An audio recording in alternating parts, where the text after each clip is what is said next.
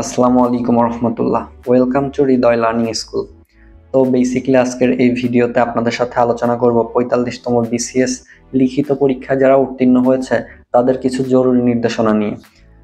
PSC অর্থাৎ বাংলাদেশ সরকারি কর্ম কমিশন ৪৫তম বিসিএস লিখিত পরীক্ষায় যারা উত্তীর্ণ হয়েছে তাদের কিছু জরুরি দিক নির্দেশনা দিয়েছে, যেগুলো অবশ্যই একজন ৪৫তম বিসিএস লিখিত পরীক্ষায় উত্তীর্ণ পরীক্ষার্থীকে মানতেই হবে।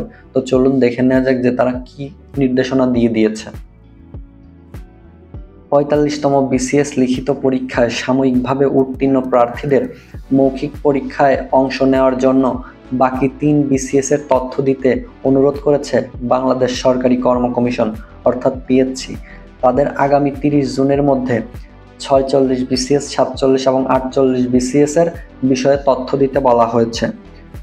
বৃহস্পতিবার অর্থাৎ ১৯ জুন পিএসসির পরীক্ষা নিয়ন্ত্রক ক্যাডার মাসুমা আফরিন স্বাক্ষরিত বিজ্ঞপ্তিতে অনুরোধ জানানো হয়েছে যে এতে বলা হয়েছে ৪৫তম বিসিএস এর লিখিত পরীক্ষায় সাময়িকভাবে উত্তীর্ণ প্রার্থীদের মধ্যে যারা ৪৬তম বিসিএস এর লিখিত পরীক্ষার্থী কিংবা ৪৭তম এবং ৪৮তম বিসিএস আবেদন করেছেন তাদের কিছু তথ্য দিতে হবে।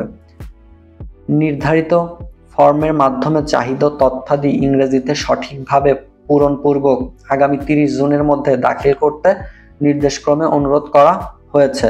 নিচে তারা ফর্মের লিঙ্ক দিয়ে দিয়েছে।